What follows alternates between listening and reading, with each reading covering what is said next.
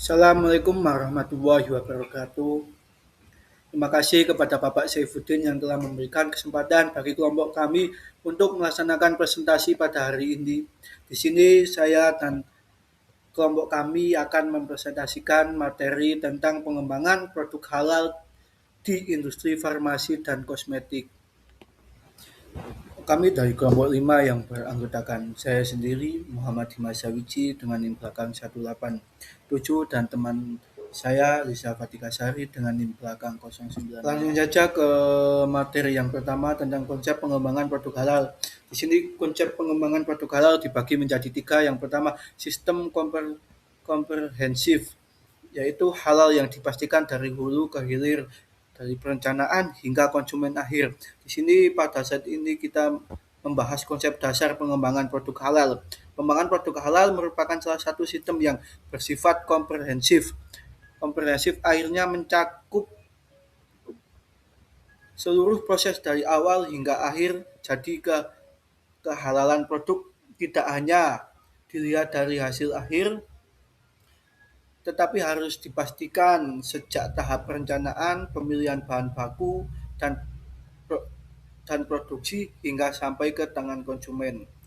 Untuk prinsip yang kedua, prinsip utama safety and quality, aman dan bermutu.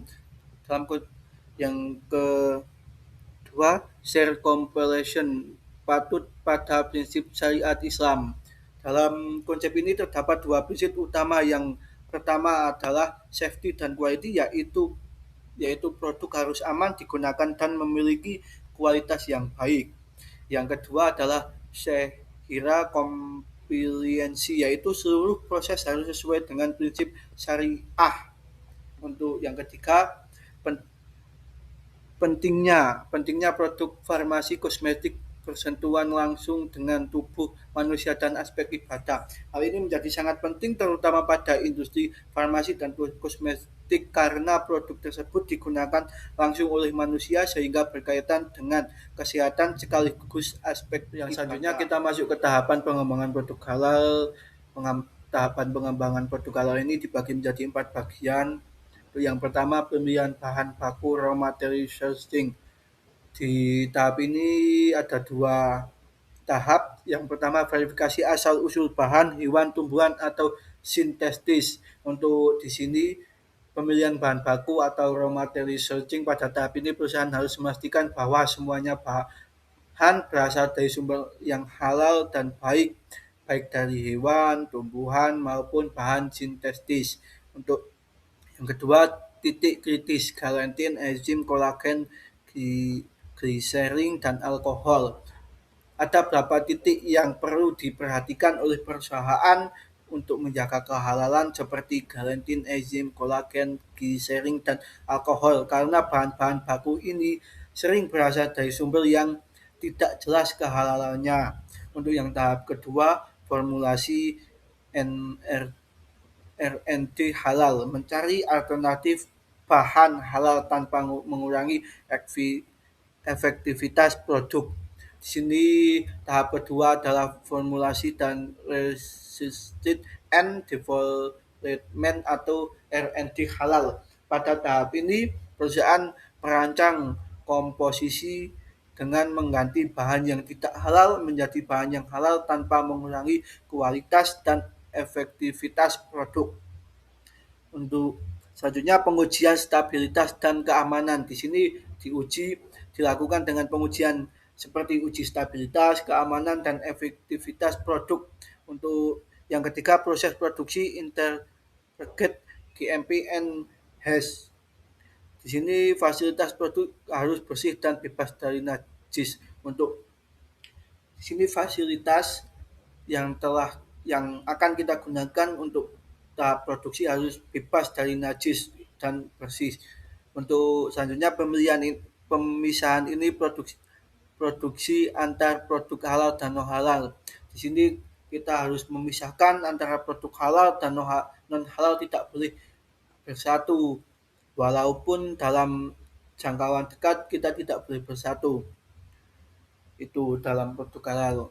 Untuk yang keempat, pengemasan dan penyimpanan dan distribusi.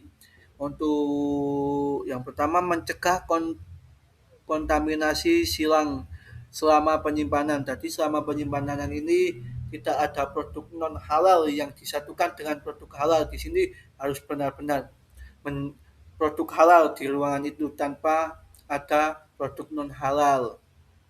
Walaupun itu hanya sedikit atau secuil itu tidak boleh. Untuk yang selanjutnya halal supply chain menjaga kehalalan hingga ke tahap konsumen.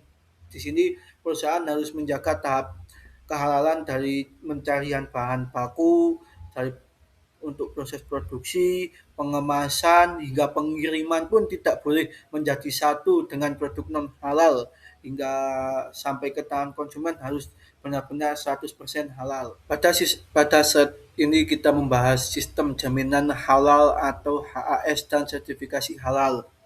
HAS merupakan sistem internet perusahaan yang cukup kebijakan halal, tim manajemen, halal audit internal, dan dokumentasi tujuan adalah untuk menjaga konsisten penerapan halal dan operasional sehari-hari. Sedangkan sertifikasi halal merupakan proses eksternal yang dilakukan oleh BPJPH dengan dukungan LPPUM MUI. Proses ini meliputi audit bahan, pemeriksaan fasilitas, verifikasi dokumentasi, dan implementasi lapangan. Jika semuanya persyaratan terpenuhi, maka produk halal mendapatkan sertifikasi halal secara resmi. Baik, yang selanjutnya ada tantangan utama industri. Di slide ini kita bahas tantangan yang dihadapi industri halal, khususnya pada farmasi dan kosmetik. Yang pertama itu soal bahan baku, di mana bahan halal itu masih terbatas, apalagi untuk bahan aktif obat. Banyak yang masih impor dari luar negeri dan kita itu nggak selalu tahu jelas prosesnya itu halal atau enggak. Contohnya itu kayak gelatin, kolagen, enzim, sama gliserin. Nah, bahan-bahan ini tuh sering jadi titik kritis karena bisa berasal dari hewan yang nggak halal. Untuk yang kedua itu soal biaya. Untuk bikin produk halal itu kan nggak mudah ya. Perusahaan itu harus keluar biaya untuk sertifikasi halal, audit, bahkan sampai bikin fasilitas produksi terpisah. Belum lagi juga harus training karyawan juga. Ini jadi berat banget apalagi buat UMKM. Nah, yang ketiga itu ada rantai pasok global. Bahan-bahan itu biasanya datang dari berbagai negara. Jadi kita tuh susah dilacak asal usulnya. Istilahnya itu traceability. Kalau nggak transparan, ada risiko bahan non halal bisa masuk tanpa ketahuan. Yang terakhir itu adanya edukasi. Masih banyak pelaku usaha yang mikir kalau halal itu cuma dilihat dari produk akhirnya saja. Padahal sebenarnya dari awal proses sampai akhir itu harus halal semua. Karena kurangnya pemahaman ini penerapan halal jadi belum maksimal. Baik, selanjutnya ada strategi dan solusi. Nah, dari tantangan tadi, ada beberapa solusi yang harus dilakukan. Yang pertama, itu inovasi R&D. Artinya, perusahaan itu harus mulai cari alternatif bahan halal. Contohnya nih, gelatin dari ikan atau dari bahan tumbuhan seperti slow cell. Jadi, perusahaan itu nggak tergantung lagi sama bahan yang meragukan. Terus yang kedua itu ada teknologi digital, dimana sekarang mulai pakai teknologi kayak blockchain gitu, yang dimana fungsinya itu buat melacak bahan dari awal sampai akhir, bikin rantai pasok lebih transparan, dan mencegah manipulasi data. Jadi kehalalan produk bisa lebih terjamin. Nah, yang ketiga itu peningkatan SDM, di mana karyawan itu harus dikasih pelatihan terus tentang halal, terutama soal titik-titik kritis.